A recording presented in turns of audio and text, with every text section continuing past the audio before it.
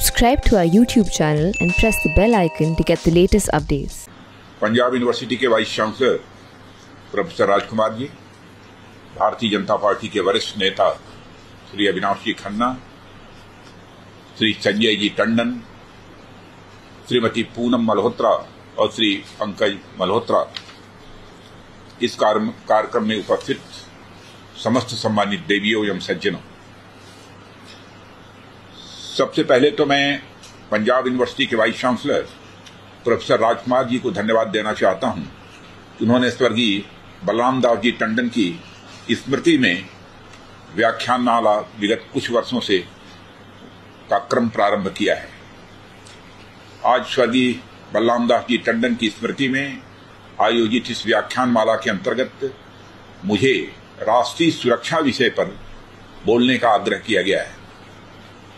यह विषय बहुत बड़ा है और दिन भर भी मैं बोलूंगा तो भी समय कम पड़ जाएगा, इसलिए अपनी बात कुछ प्रमुख मुद्दों तक ही मैं सीमित रखूंगा। सबसे पहले मैं स्वर्गीय बलराम दास जी टंडन की स्मृति को नमन करता हूं, जिन्होंने अपने जीवन काल में इस देश का बहुत ही कठिन समय देखा है। उन्होंने देश के विभाजन की विभीषिका को बहुत करीब से देखा है। वह दौर नफरत और हिंसा का ऐसा दौर था जिसे हम चाहकर भी नहीं भूल सकते। न जाने कितने घर रातों रात उजड़ गए, जिंदगियां तबाह हो गई। आज इतने वर्षों बाद भी उसकी पीड़ा देश में महसूस की जाती है। इसीलिए 1947 में हुए देश के विभाजन के बाद जो लोग हिंसा और नरसंहार के शिकार हुए, उनकी स्मृति में इस साल प्रधानमंत्री श्री नरेंद्र मोदी ने हर साल 14 अगस्त को विभाजन विभीषिका स्मृति दिवस के रूप में मनाने का निर्णय लिया है।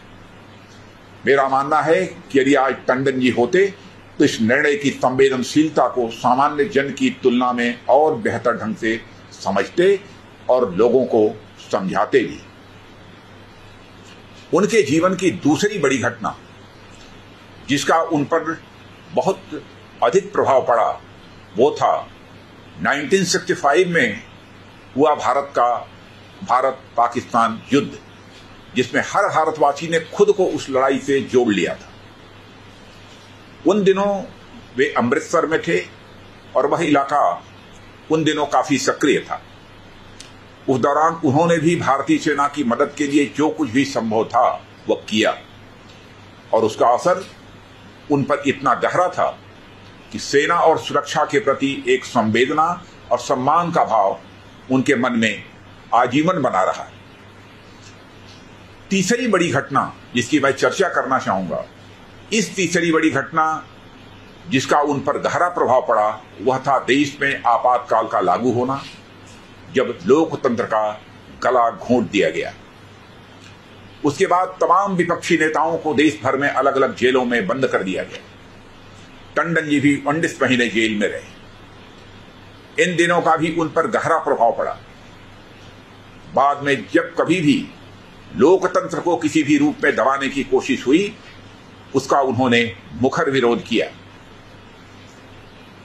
साथियों, पंजाब में आतंकवाद की दस्तक ने उनकी जिंदगी पर काफी गहरा प्रभाव डाला। उस समय उन्होंने जान जोखिम में डालकर आतंकवाद का विरोध किया और सामाजिक ताने बाने में बिखराव न आए, इसकी भी चिंता उन्होंने की। वे जानते थे कि राष्ट्रीय सुरक्षा की दृष्टि से आतंकवाद इस देश के सामने सबसे बड़ी चुनौती है। इन चार घटनाओं ने टंडन जी के जीवन की दिशा तय की, जिसका असर यह रहा कि उन्होंने हमेशा लोकतंत्र और संवैधानिक मर्यादाओं का आजीवन निर्वाह किया। इसकी वानगी उन्होंने पंजाब में मंत्री के रूप में और बाद में छत्तीसगढ़ के राज्यपाल के रूप में भी दिखाई है। लोकतांत्रिक परंपराओं में उनका गहरा विश्वास था। वे 2014 में छत्तीसगढ़ के राज्यपाल नियुक्त हुए। उस भूमिका में उन्होंने हमेशा संवैधानिक परंपराओं को बखूबी निभाया। उनके कार्य, व्यवहार या आचरण पर कभी भी कोई उंगली उठाने का साहस नहीं कर पाया। उनका पूरा राजनीतिक जीवन सामाजिक सौहार्द को मजबूत करने के लिए समर्पित रहा है। एक सामाजिक और राजनीतिक कार्यकर्ता के रूप में कभी भी कट्टरवाद और सांप्रदायिकता को उन्होंने बढ़ावा नहीं दिया। लेकिन जिस बात को लेकर उनका सबसे अधिक आग्रह था वह था राष्ट्रवाद, क्योंकि उनका यह मानना था कि राष्ट्र के प्रति निष्ठा और प्रेम भारत की राष्ट्रीय सुरक्षा के लिए यह बहुत ही आवश्यक है। देवियों सज्जनों, इसीलिए उनके नाम पर समर्पित इस व्याख्यानमाला का विषय बहुत ही सटीक है और मैं मानता हूं समयानुकूल भी है। इस विषय पर बात रखने के लिए संजय टंडन जी, जो उनके बेटे भी हैं, उन्होंने मुझे आमंत्रित किया। क्योंकि संजय जी का आग्रह था और टंडन जी के प्रति मेरे मन में हमेशा आदर और सम्मान का भाव रहा है, इसलिए तमाम व्यस्तताओं के बावजूद मैंने इस कार्यक्रम का निमंत्रण स्वीकार किया। जहां तक राष्ट्रीय सुरक्षा का विषय है, तो भारत के इतिहास में राष्ट्रीय सुरक्षा को एक व्यापक दृष्टि से यदि किसी ने पहली बार देखा तो आज से करीब 2200 साल पहले आचार्य चाणक्य ने देखा। राष्ट्रीय सुरक्षा को लेकर जिस तरह के विचार उन्होंने अपनी पुस्तक अर्थशास्त्र में रखे हैं, वे आज भी उतने ही महत्वपूर्ण हैं जितने कि चाणक्य और चंद्रगुप्त मौर्य के समय में रहे हैं। देवियों सज्जनों, हमारे देश का इतिहास इस बात का साक्षी है। जब जब भारत में राष्ट्रीय सुरक्षा को लेकर उहापोह या निष्क्रियता की स्थिति रही है, तब तब हमें एक नहीं अनेक चुनौतियों का सामना करना पड़ा है। यह बात प्राचीन काल में देखी गई, मध्यकाल में भी यही स्थिति रही। स्वतंत्रता संग्राम के इतिहास के दौरान भी यही देखा गया। आजादी के बाद भी अनेक मौकों पर यह स्थिति देखने को मिली है। इसलिए राष्ट्रीय सुरक्षा के प्रति संवेदनशील रहना हर सरकार की पहली आवश्यकता ही नहीं, बल्कि उसकी सबसे बड़ी प्राथमिकता भी होती है। जब हम राष्ट्रीय सुरक्षा को परिभाषित करते हैं तो उसका अर्थ होता है कि हमारे राष्ट्र के अस्तित्व, उसके विकास और उसके हितों को चोट पहुंचाने वाले हर खतरे और चुनौती से निपटना और उस पर विजय प्राप्त करना। जब हम भारत की राष्ट्रीय सुरक्षा की बात करते हैं तो सबसे पहले बात सीमाओं की सुरक्षा की आती है, क्योंकि यदि सीमाएं सुरक्षित नहीं होंगी तो राष्ट्र भी सुरक्षित नहीं होगा। साथियों, सीमा सुरक्षा के दृष्टि से हम 7 देशों के साथ लगे हुए हैं। 15,106 किलोमीटर लंबे लैंड बॉर्डर्स की निगरानी तो करते ही हैं, साथ ही साथ 7,516.6 किलोमीटर लंबी कोस्ट लाइन और कई लाख वर्ग kilometre, approximately 21.72 lakh square kilometre के एक्सक्लूसिव इकोनॉमिक जोन की भी रखवाली की हम चिंता करते हैं। पिछले लगभग 75 सालों में लैंड और मैरीटाइम बाउंड्रीज पर हमें बहुत सारी चुनौतियों का सामना करना पड़ा है, मगर हमारी सेनाओं और सुरक्षा बलों ने मिलकर हर चुनौती का न केवल डटकर सामना किया है, बल्कि उन पर विजय भी हासिल की है। जब से भारत आजाद हुआ है, कई बार विरोधी ताकतों की यह लगातार कोशिश रही है, या तो सीमाओं पर या फिर सीमाओं के रास्ते से भारत के भीतर अस्थिरता का माहौल बनाया जाए। पाकिस्तान की जमीन से इसके लिए बड़े पैमाने पर लगातार कोशिश की गई है, जिससे आप सब अच्छी तरह परिचित हैं। इसकी शुरुआत जम्मू और कश्मीर से हुई, जब 1948 में कबाइलियों ने कश्मीर पर हमला बोल दिया। भारतीय फौज ने पाकिस्तान के इशारे पर की गई इस कार्रवाई को पूरी तरह नाकाम कर दिया। इसके बावजूद पाकिस्तान के हुक्मरानों ने सबक नहीं दिया और आगे भी जम्मू और कश्मीर में मुसीबतें पैदा करने की कोशिश वे लगातार करते रहे।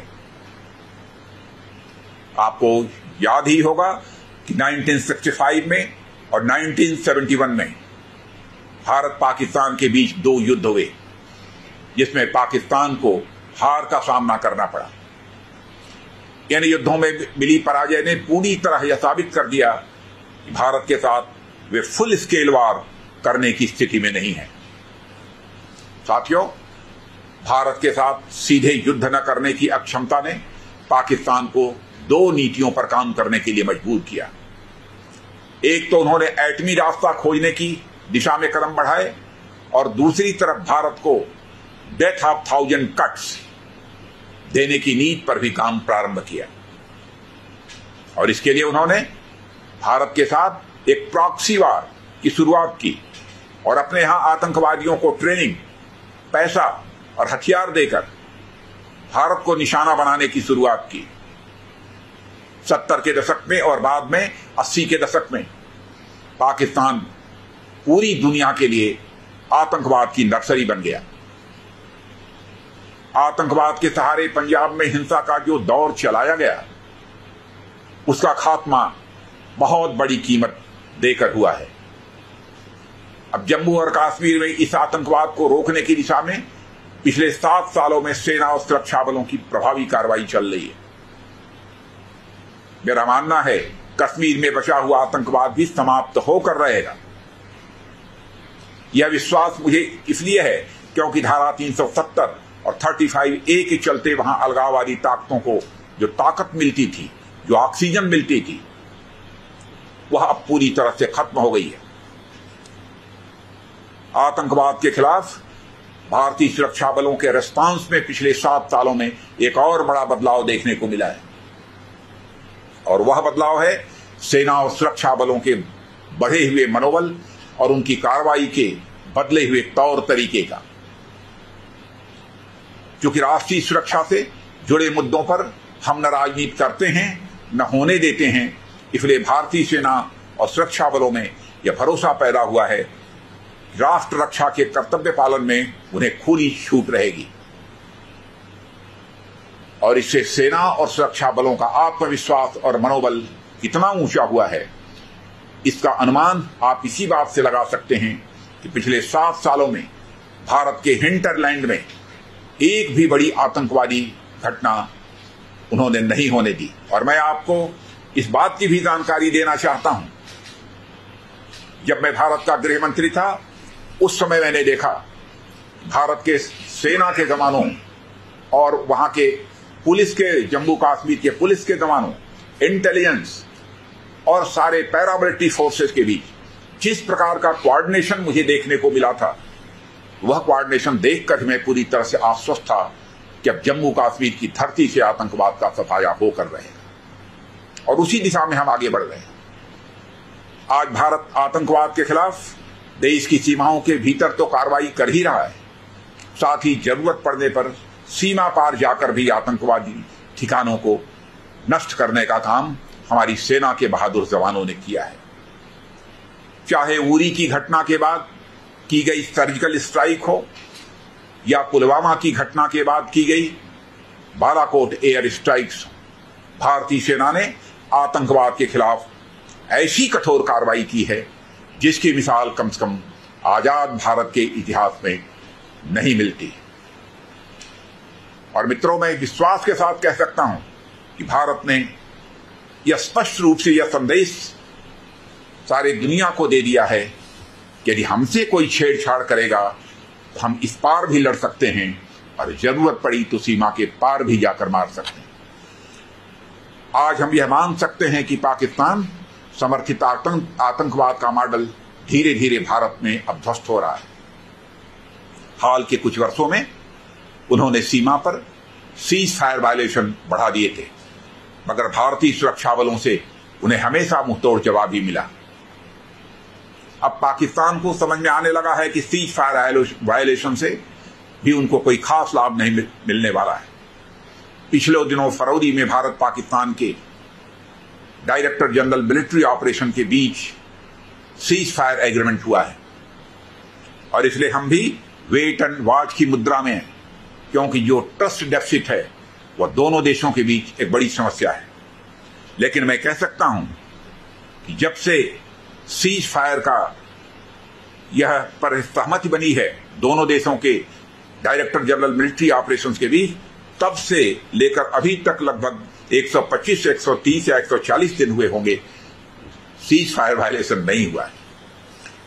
जब तक भारत और पाकिस्तान के बीच ट्रस्ट डेफिसिट रहेगी, राष्ट्रीय सुरक्षा के लिए हमें उस तरफ से हमेशा सावधान रहने की जरूरत है। आज पाकिस्तान यह बात भी समझ चुका है कि कश्मीर घाटी में बहुत कुछ कर पाने की स्थिति में अब वह नहीं है, और खास तौर पर जब से धारा 370 को समाप्त कर दिया गया है। इसके बावजूद वहां गाहे लगाए इसकी कोशिश होती है इसे मुद्दा बनाया जाए। मगर मैं आप सभी को आश्वस्त करना चाहता हूं कि दुनिया की कोई ताकत जम्मू और कश्मीर को भारत से अलग नहीं कर सकती। हमारा एक दूसरा पड़ोसी देश चीन है। चीन के साथ भी कई बार कुछ मुद्दों को लेकर मतभेद हो जाते हैं।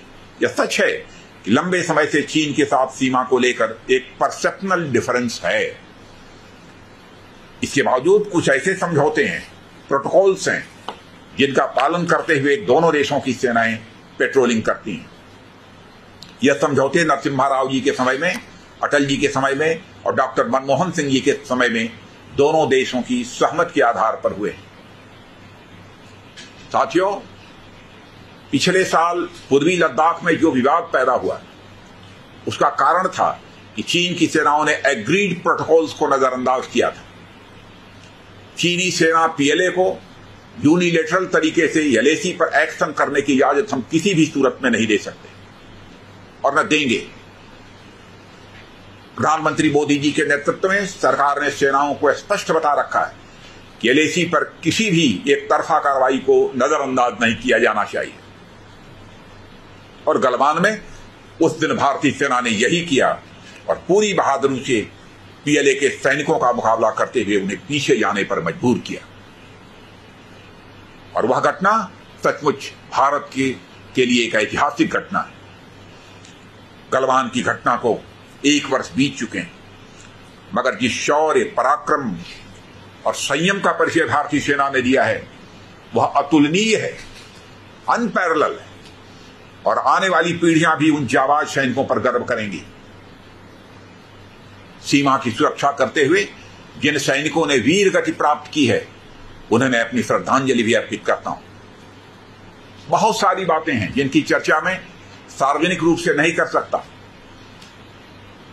मगर जब गलवान का इतिहास लिखा जाएगा तब पूरा देश उनके शौर्य और पराक्रम पर गर्व करेगा। यह बात मैं पूरे विश्वास के साथ आपके सामने कहना चाहता हूं। साथियों, भारत और चीन के बीच सीमा के विवाद का हल बातचीत के रास्ते और शांतिपूर्ण ढंग से हो, यह हम चाहते हैं। और मैं आप सभी को आश्वस्त करना चाहता हूं, प्रधानमंत्री मोदी जी के नेतृत्व में हम भारत की सीमा, उसके सम्मान और स्वाभिमान से समझौता किसी भी सूरत में नहीं करेंगे। सीमाओं की पवित्रता को हम कतई भंग नहीं होने देंगे। इसके बावजूद विपक्ष के कुछ नेताओं द्वारा देश में सेना के पराक्रम को लेकर सवाल खड़े किए गए, जबकि सच्चाई यह है कि भारतीय सेना ने इस बार शौर्य पराक्रम तो दिखाया ही, साथ ही जहां संयम की आवश्यकता थी वहां संयम का भी परिचय दिया है। सेना की ट्रेनिंग होती है दुश्मन की हरकत को देखते ही ट्रिगर दबा देना, मगर भारतीय सेना ने बड़ी मैच्योरिटी के साथ काम करते हुए साहस और संयम दोनों का प्रदर्शन किया है। इसलिए भारतीय सेनाओं की जितनी भी प्रशंसा की जाए तो कम है। मित्रों, चीन के साथ 1962 में जो हुआ उससे हमने बहुत सबक लिया है। उस समय देश में बॉर्डर इंफ्रास्ट्रक्चर की स्थिति बहुत खराब थी। आज स्थिति बहुत तेजी से बदल रही है। पिछले साल रोहतांग में अटल टनल का उद्घाटन हुआ और यह प्रोजेक्ट लंबे समय से लटका हुआ था, और हमारी सरकार ने 26 सालों का काम 6 साल में करके दिखाया। जितने हाई एल्टीट्यूड पर यह टनल बना है, उतने हाई एल्टीट्यूड पर इतना बड़ा विश्व में कहीं भी कोई दूसरा टनल नहीं है। लगभग 10,000 फीट से अधिक ऊंचाई पर बना हुआ है, और इस टनल का स्ट्रेटेजिक इंपॉर्टेंस है। यह टनल उत्तरी सीमाओं पर सेनाओं के आवागमन को बहुत सुगम बनाता है और हमें एक स्ट्रेटेजिक एडवांटेज भी देता है। आज बॉर्डर रोड्स ऑर्गेनाइजेशन बड़ी तेजी से सीमावर्ती इलाकों में सड़कों, पुलों और अन्य इंफ्रास्ट्रक्चर प्रोजेक्ट्स का निर्माण कर रहा है। अभी मैंने कुछ ही पिछले 2 वर्षों के अंदर लगभग 100-150 ऐसे प्रोजेक्ट्स जिनका की काम पूरा हो चुका है उसका उद्घाटन किया है। लद्दाख को ऑल वेदर कनेक्टिविटी तो दी जा रही है, साथ ही कई अल्टरनेटिव रोड्स पर भी काम शुरू हो गया है। यह सब इसलिए हो रहा है क्योंकि राष्ट्रीय सुरक्षा में बॉर्डर इंफ्रास्ट्रक्चर की मजबूती बहुत जरूरी है और साथ ही जो भारतीय नागरिक तमाम कष्ट झेलने के बावजूद सीमावर्ती इलाकों में रहते हैं उन्हें भी इसका लाभ होता है, क्योंकि सीमा पर रहने वाले जो हमारे भारत के नागरिक हैं उनका हमारे लिए स्ट्रेटेजिक इंपॉर्टेंस है। हम उन्हें समझते हैं, इसीलिए सीमाओं पर रहने वाले जो नागरिक हैं वो हमारे लिए स्ट्रेटेजिक एसेट हैं और उन्हें हम अपने एक स्ट्रेटेजिक एसेट के रूप में ही देखते हैं। उनके हितों को ध्यान में रखते हुए भी बॉर्डर इंफ्रास्ट्रक्चर मजबूत करना जरूरी है। लद्दाख के साथ साथ नॉर्थ ईस्ट में भी काफी इंफ्रास्ट्रक्चर प्रोजेक्ट्स पर काम चल रहा है। अभी कुछ दिनों पहले ही मैंने नॉर्थ ईस्ट में 12 सड़कों और लद्दाख में एक कार्यक्रम के माध्यम से 63 पुलों का उद्घाटन किया है। यह सब देश में सिर्फ एक इंफ्रा प्रोजेक्ट्स पर नहीं है बल्कि नेशनल सिक्योरिटी ग्रिड का एक अहम हिस्सा है। साथियों, एक समय था जब नॉर्थ ईस्ट का पूरा इलाका इंसर्जेंसी की चपेट में था। पिछले 7 सालों में नॉर्थ ईस्ट में शांति का एक नया दौर आया है। आप सबको भी इस बात की जानकारी होगी। बड़ी संख्या में इंसर्जेंट्स या तो मारे गए हैं या तो मुख्य धारा में शामिल हो गए। आज आप पूर्वोत्तर के राज्यों में जाएं तो आपको पूरी तस्वीर बदली हुई नजर आएगी। मैं तो यहां तक कहना चाहूंगा कि मोदी जी के प्रधानमंत्रित्व काल की सबसे बड़ी स्ट्रेटेजिक विक्ट्री नॉर्थ ईस्ट में शांति की बहाली है। मुझे इस बात का व्यक्तिगत रूप से संतोष है कि इन 7 वर्षों में 5 साल मुझे भी गृह मंत्री के रूप में इस पीस प्रोसेस से जुड़ने का मौका मिला है। साथियों, पूर्वोत्तर भारत में इंसर्जेंसी की समस्या पर जहां हमने काबू पाया है, वहीं पिछले 7 सालों में वामपंथी उग्रवाद पर भी नियंत्रण पाने में हमें सफलता हासिल हुई है। साल 2014 में जब हमारी सरकार बनी थी तो देश में करीब 160 जिले नक्सलवाद की समस्या से जूझ रहे थे, जबकि साल 2019 में ऐसे नक्सल प्रभावित जिलों की संख्या घटकर लगभग 50 के आसपास रह गई थी। वैसे ज्यादा प्रभावित जिलों की संख्या और भी कम थी। सही मायनों में उनमें से भी 80% घटनाएं केवल 8-10 जिलों में ही हो रही थी। और मुझे इस बात का संतोष है कि आंतरिक सुरक्षा से जुड़े इस संकट के खिलाफ वर्तमान गृह मंत्री श्री अमित शाह के नेतृत्व में बड़े प्रभावी ढंग से कार्रवाई चल रही है। मित्रों, राष्ट्रीय सुरक्षा की दृष्टि से भारत की सेनाएं सरहदों और सागर की सुरक्षा करने में पूरी तरह से सक्षम है। सरकार की तरफ से उन्हें पूरा सपोर्ट और इंकरेजमेंट है। मॉडर्न टेक्नोलॉजी और वेटनरी के साथ उनको लैस करना यह हमारी प्रायोरिटी है, ताकि भारत की सेनाएं दुनिया की मॉडर्न आर्मीज की फ्रंट लाइन में गिनी जाए। यदि हमारी प्राथमिकता नहीं होती तो भारत की वायुसेना का न्यू जनरेशन फाइटर प्लेन के लिए 20 सालों का इंतजार अभी खत्म न हुआ होता। आज वायुसेना के पास राफेल जैसे फाइटर प्लेन्स आ चुके हैं और भारत की संप्रभुता, अखंडता, सीमा सुरक्षा के लिए किसी भी चुनौती का जवाब देने की हमारी ताकत पहले से काफी बढ़ चुकी है। मगर भारत अपनी सामरिक और सैन्य ताकत के लिए आयातित हथियारों पर यानी इंपोर्टेड वेपन्स प्लेटफॉर्म्स पर निर्भर नहीं रहना चाहता। इसलिए ही हमारे प्रधानमंत्री ने हम सबके सामने लक्ष्य रखा कि मेक इन इंडिया और मेक फॉर वर्ल्ड। यह हमारा आत्मनिर्भरता का संकल्प है। राष्ट्रीय सुरक्षा का ताना बाना तभी मजबूत होगा जब भारत अपनी रक्षा जरूरतों को पूरा करने के लिए दूसरों पर निर्भर न रहे। आज रक्षा बजट में आपको जानकर खुशी होगी, भारतीय कंपनियों से सामान खरीदने के लिए अलग से भी बजट की व्यवस्था कर दी गई है। अब पूरे बजट एलोकेशन का, कैपिटल बजट एलोकेशन का अब 64% हथियार भारतीय कंपनियों से ही खरीदने की बजटीय व्यवस्था बना दी गई है। और हाल ही में डिफेंस मिनिस्ट्री ने करीब 200 से अधिक ऐसे आइटम्स की पॉजिटिव लिस्ट जारी की है जिन्हें अब विदेशों से आयात करने के बजाय भारत में ही बनाया जाएगा। साथियों, भारत की राष्ट्रीय सुरक्षा सुनिश्चित करने के लिए कई स्ट्रक्चरल रिफॉर्म्स यानी ढांचागत सुधार भी किए जा रहे हैं। आप सब जानते हैं कि लंबे समय के बाद देश में एक चीफ ऑफ डिफेंस स्टाफ का गठन किया गया है और साथ ही रक्षा मंत्रालय में डिपार्टमेंट ऑफ मिलिट्री अफेयर्स का भी गठन किया गया है। इन्हें आजादी के बाद भारत में हुए सबसे बड़े डिफेंस रिफॉर्म्स के रूप में गिना जाता है, क्योंकि लंबे समय से यह मांग चली आ रही थी। लगभग जहां तक मेरी जानकारी है 18-20 वर्षों से कि सीडीएस की नियुक्ति होनी चाहिए, डिपार्टमेंट ऑफ मिलिट्री अफेयर्स बनना चाहिए, लेकिन नहीं बन पा रहा था। लेकिन मुझे कहते हुए बेहद खुशी है कि रक्षा मंत्रालय की जिम्मेदारी संभालने के बाद जब मैं प्रधानमंत्री जी के साथ बैठा था और इस संबंध में मैंने चर्चा की तो प्रधानमंत्री ने क्षण भर की देर नहीं लगाई। उन्होंने कहा कि राजनाथ जी, इस संबंध में कैबिनेट का प्रपोजल तैयार कराइए। कैबिनेट प्रपोजल जाते ही उन्होंने अपनी सहमति दे दी। डिफेंस रिफॉर्म्स की इसी नीति पर आगे बढ़ते हुए हम एक नए तरीके से थिएटर कमांड्स का निर्माण करने की दिशा में भी काम कर रहे हैं। यह भी अपने आप में क्रांतिकारी सुधार होने जा रहा है।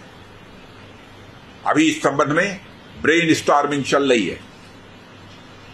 राष्ट्रीय सुरक्षा की दृष्टि से, चाहे बाह्य सुरक्षा हो या आंतरिक सुरक्षा या फिर कूटनीतिक मोर्चे पर भारत के सामरिक हितों की रक्षा और उन्हें मजबूती देने का काम, हम हर मोर्चे पर भारत की एकता, अखंडता और सुरक्षा के लिए पूरी तरह से प्रतिबद्ध हैं। मित्रों, भारत की राष्ट्रीय सुरक्षा को लेकर जिस बड़े पैमाने पर काम चल रहा है वह अपने आप में अभूतपूर्व है। सुरक्षा से जुड़े हर विभाग के बीच एक बहुत अच्छा कोऑर्डिनेशन देखने को मिल रहा है।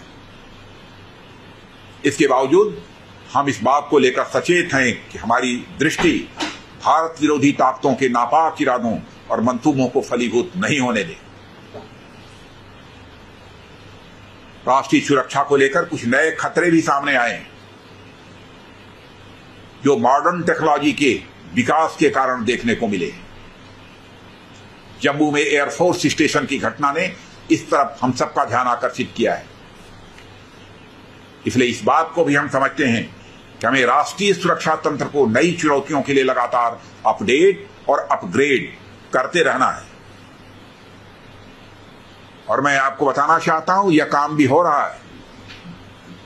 हमने आकाश से आने वाले नए खतरों से निपटने के लिए जहां मिशन शक्ति के माध्यम से एंटी सैटेलाइट स्ट्राइक क्षमता हासिल की है, वहीं ड्रोन से जुड़े खतरों से निपटने के लिए एक नई ड्रोन पॉलिसी भी सरकार ने घोषित कर दी है। इसके परिणाम स्वरूप जहां रोजगार के अवसर बढ़ेंगे, वहीं सुरक्षा से जुड़ी चिंताओं को भी दूर किया जा सकेगा। साथियों, आज का विषय ऐसा है जिस पर दिन भर बोला जा सकता है, मगर समय की मर्यादा है, इसलिए मैं अपनी बात जल्द ही समाप्त करूंगा। इस समय देश में प्रधानमंत्री मोदी जी के नेतृत्व में जो सरकार चल रही है वह राष्ट्रीय सुरक्षा, राष्ट्रीय स्वाभिमान और राष्ट्र के उत्थान से जुड़े मुद्दों पर समझौता किसी भी सूरत में नहीं करेगी। मैं आप सभी लोगों को अपनी तरफ से आश्वस्त करना चाहता हूं। राष्ट्रीय सुरक्षा को लेकर हर चुनौती पर हमने बहुत ही प्रभावी तरीके से काम किया है, मगर यह चुनौतियां डायनेमिक होती हैं जिस पर हमें लगातार काम करते रहने की जरूरत है।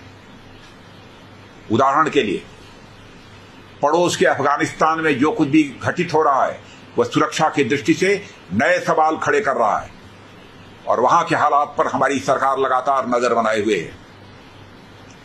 भारतीयों की सुरक्षा के साथ साथ हमारी सरकार यह भी चाहती है कि वहां बन रही परिस्थितियों का फायदा उठाकर देश विरोधी ताकतें सीमा पार से आतंकवाद को बढ़ावा न दे सकें।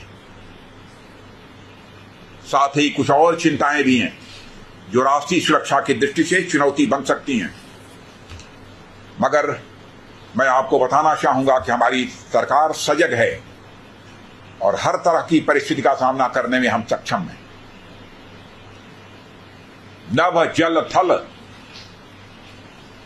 आकाश पाताल कहीं से भी पैदा होने वाले खतरे से निपटने की हमारी तैयारी हमेशा रहती है। हम अपनी तैयारियों को लगातार अपग्रेड भी कर रहे हैं। हमारा लक्ष्य है भारत को समृद्ध, सशक्त और सुरक्षित बनाना। एक ऐसा भारत जो अपनी ताकत से लोगों को डराए नहीं, बल्कि छोटे छोटे देशों के अंदर भी एक विश्वास का भाव जगाए कि भारत की बढ़ती ताकत उनके लिए खतरा नहीं है और उनके लिए भी सुरक्षा का भाव जगाने वाला है। क्योंकि भारत के अतीत के पन्नों को पलटकर यदि कोई देखे तो वह इस नतीजे पर पहुंचेगा कि भारत ने कभी भी न तो दुनिया के किसी देश पर आक्रमण किया है, न तो दुनिया के किसी देश की 1 इंच जमीन पर कभी कब्जा किया है। भारत का ऐसा गौरवशाली अतीत है और भारत ने तो सदैव पूरे विश्व को ही अपने परिवार का सदस्य माना है। दुनिया का अकेला देश यह भारत है जिस भारत देश की धरती से पूरा विश्व ही हमारा परिवार है। The whole world is our family, यानी वसुधैव कुटुंबकम का संदेश सारे विश्व को यदि किसी देश की धरती से गया है वह केवल और केवल हमारे और आपके देश भारत देश की धरती से गया है। इसलिए हमारी जो भी कार्रवाई होगी वह किसी को भयभीत करने के लिए नहीं होगी, बल्कि उनके अंदर एक सेंस ऑफ सिक्योरिटी, एक सुरक्षा का भाव पैदा करने वाली होगी। इन्हीं शब्दों के साथ मैं स्वर्गीय बलराम दास जी टंडन के प्रति पुनः श्रद्धा के साथ, पूर्ण श्रद्धा के साथ अपनी श्रद्धांजलि अर्पित करते हुए अपनी बात समाप्त करता हूं। आप सभी का बहुत बहुत धन्यवाद।